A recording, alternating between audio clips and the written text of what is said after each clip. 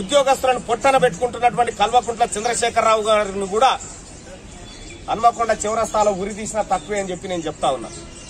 ఇప్పటికైనా ప్రభుత్వం ఈ నిర్లక్ష్యం వీడాలి. ఈ కాళేశ్వరం పేరుతో నిధుల దారి మళ్లింపు పేరుతో చేస్తున్నటువంటి దోపిడీని ఆపాలి. విద్యారంగం పైన వైద్య రంగం పైన ఇంకా శ్రద్ధ చూపించాల్సినటువంటి అవసరం ఉంది. ఇక ఏ నిరుద్యోగులు కూడా ఆత్మహత్య చేసుకోవడానికి వీల్లేనటువంటి భరోసా కల్పించాలి. తీన్మార్ మల్లన్న టీమ్ గా మేము కూడా విజ్ఞప్తి చేస్తున్నాం. సోదరులారా, ఎవరు ఆత్మహత్యలకు పాల్పడకండి. అతి త్వరలోనే కేసీఆర్ ప్రభుత్వం కూలిపోయే అవకాశాలున్నాయి. మంచి రోజులు రాబోతా ఉన్నాయి.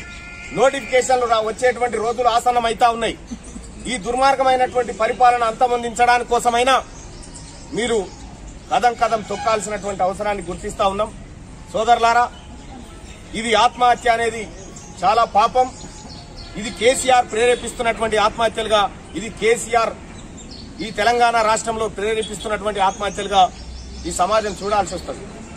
తెలంగాణ రాష్ట్రంలో 1200 శరీరాలు ఆత్మ బలిదానం చేసుకునే మలిదశ ఉద్యమంలో తెలంగాణ వచ్చిన తర్వాత కూడా 2400 శరీరాలు ఆత్మహత్య చేసుకున్న పరిస్థితిని చూస్తా ఉన్నాం. వీటికి ఫుల్ స్టాప్ పెట్టకపోతే తెలంగాణ రాష్ట్రం వచ్చినా లాభం లేదు. కల్వకుంట్ల చంద్రశేఖరరావుని వాళ్ళ కుటుంబాలను నిరుద్యోగులను చేస్తే తప్ప తెలంగాణ సమాజానికి ఉద్యోగాలు ఇచ్చే పరిస్థితి లేదు. నిరుద్యోగ భృతి విషయంలో కూడా ఇంకా దాటవేసే ధోరణి చేస్తా ఉన్నాడు. త్వరలో నిరుద్యోగ భృతి ఇస్తామని చెప్తా ఉన్నారు. త్వరలో కాళేశ్వరానికి నిధులను ఎందుకు చెప్తలేవు? అక్కడ నిధులు అవసరమైతే వెంటనే మంజూరు చేసినట్టు తెలంగాణ రాష్ట్రంలో కూడా వచ్చే నెలలో ఉద్యోగం ఖాళీ అవుతుందంటే ఈ నెలలో భర్తీ చేసి రెడీగా ఉంచాల్సినటువంటి ఒక వ్యవస్థ తయారు కావాలి. చేత కాకపోతే ఈ దద్దమ్మ ముఖ్యమంత్రి గద్దె దిగిపోవాలని చెప్పి మేము డిమాండ్ చేస్తా ఉన్నాం. ఈ రాష్ట్రంలో ఏ ఒక్క పేదవాడు కూడా చదువుకొని ఉన్నత విద్యావంతుడై ఉద్యోగాలు సంపాదించే పరిస్థితి లేడు. డిగ్రీలు పీజీలు చేసినటువంటి బిడ్డలు ఉపాధి హామీ కూలీ పనులకు పోతా ఉన్నారు. పీహెచ్డీలు చేసినటువంటి బిడ్డలు పత్తి లారీలు లోడ్ చేస్తా ఉన్నారు. ఎంతో మంది డిగ్రీలు పట్టాలు చేత పట్టుకుని ఇవాళ పాలమూరు వలస కార్మికులు లెక్క వలసబోతున్నటువంటి పరిస్థితి చూస్తా ఉన్నాం. ఈ తంతటికి కారణం ఈ రాష్ట్ర ప్రభుత్వం నిర్లక్ష్యం, ఈ రాష్ట్ర ప్రభుత్వం చేస్తున్నటువంటి ఒక తప్పిదమే అని చెప్పి మేము స్పష్టంగా చెప్పదలుచుకున్నాం.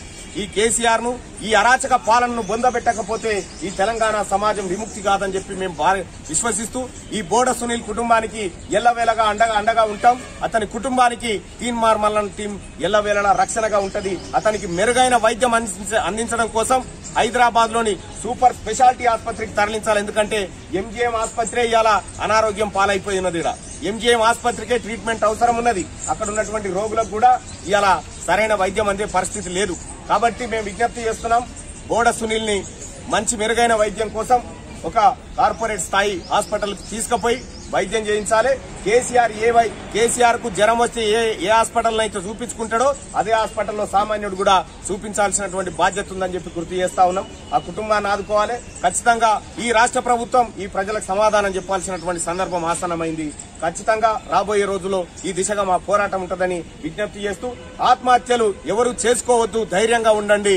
మనం పోరాడితే ఖచ్చితంగా మనం అనుకున్న తెలంగాణ రాబోతుందని చెప్పి నేను విజ్ఞప్తి చేస్తూ సెలవు. ధన్యవాదాలు.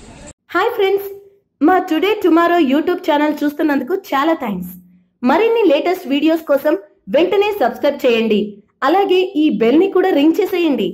మా నోటిఫికేషన్స్ అన్ని మీ మొబైల్లో వస్తాయి. అలాగే మా వీడియోస్ మీకు నచ్చితే లైక్ చేయండి, షేర్ చేయండి, నచ్చకపోతే కామెంట్ చేయండి.